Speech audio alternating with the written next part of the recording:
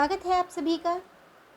आज हम बात करेंगे द्वादश भाव के स्वामी का 12 भाव में क्या फल होता है। द्वादश भाव को व्यय का भाव भी कहते हैं। इसके स्वामी को व्ययेश कहते हैं। व्यय भाव बंधन का, रोग का, खर्चे का, अस्पताल का, विदेश का, शैया सुख का भाव है।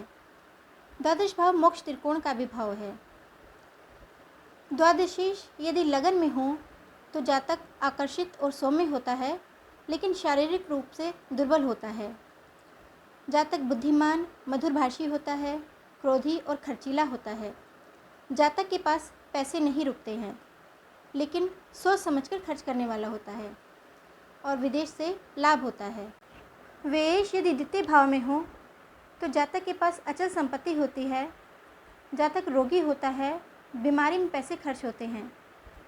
कर्ज के कारण भी जातक को नुकसान उठाना पड़ सकता है। धन संचय नहीं होता है। जातक की दृष्टि भी कमज़ोर हो सकती है। अगर शुभ स्थिति में है तो बुरे प्रभाव को कम किया जा सकता है। व्ययेश यदि तृतीय भाव में हो तो जातक शांत लेकिन डरपोक होते हैं। शान और शौकत पर खर्च करने वाले होते हैं। भाई बहनों से संबंध ठीक नहीं होते हैं। माता से मतभेद होता है। यात्रा प्रिय होते हैं। अगर अशुभ स्थिति में है तो कान में इन्फेक्शन हो सकता है और ऐसे जातक अच्छे राइटर नहीं होते हैं। व्ययेश यदि चतुर्थ भाव में हो तो जातक अपने पैसे भूमि, भवन, वाहन खरीदने में खर्च करेगा। भौतिक सुख साधनों पे खर्च करेगा। माता का स्वास्थ्य खराब रह सकता है। पिता से मतभेद हो सकते हैं। ऐसे जातक विदेश में रहना पसंद करते हैं। व्ययेश यदि पंचम भाव में हो तो संतान सुख में कमी आती है। शिक्षा में बाधा आती है। लेकिन अगर शुभ स्थिति में है तो जातक पढ़ने का शौकीन होगा। अपने पैसे किताबें वगैरह खरीदने और ज्ञान पर खर्च करेगा। पेट की समस्या हो सकती है। ऐसे जातक धार्मिक प्रवृत्ति के होते हैं। व्ययेश यदि छठे भाव में हो तो ये विपरीत राजयोग बनाएगा। जातक दीर्घायु होगा, धनी व समृद्ध होगा।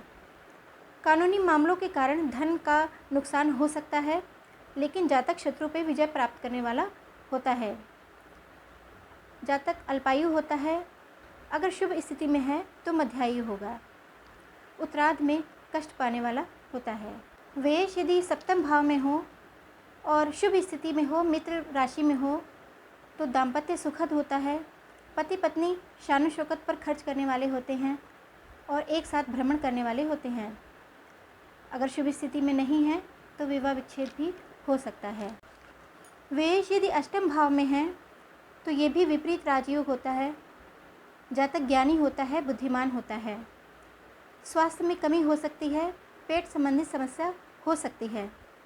जातक जादू टोना, तंत्र मंत्र, गुप्त विद्याओं द्वारा पैसा कमाता है। जातक प्रसिद्ध होता है। व्ययेश यदि नवम भाव में हो तो जातक धार्मिक होगा, तीर्थ यात्राएं करने वाला होगा। भाइयों से संबंध खराब रह सकते हैं। पिता के सुखों में भी कमी हो सकती है। जातक विदेश में बसने वाला होगा। व्ययेश यदि दशम भाव में हो तो माता से संबंध खराब रह सकते हैं। स्वास्थ्य में कमी हो सकती है। जातक प्रतिष्ठित होगा। अपने कार्य की वजह से विदेश यात्राएं करने वाला होगा। ऐसे जातक अस्पताल, नर्सिंग होम, जेल वगैरह में कार्य कर सकते हैं। व्ययेश यदि एकादश भाव में हो तो जातक ऋणी हो सकता है। खर्चा बहुत ज़्यादा होगा। धन जैसे आएगा वैसे ही खर्च हो जाएगा।